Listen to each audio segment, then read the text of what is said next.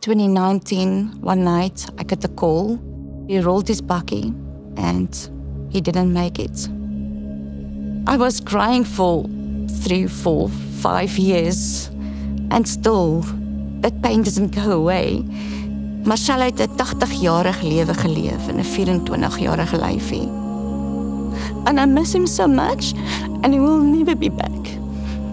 En as jy weer die pyn wat ek deurgaan as 'n moeder, wat my hart so gebroken maak en stikkend maak, imagine jou ma met hierdie oproep kry in die middel van die nag.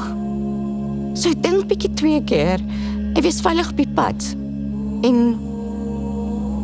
nie wil jy jou ma moet ook in hierdie stoel sit waar ek sit om te treur oor jou nie. Jy is jou ma se kind en jy is nog hier. Ry veilig.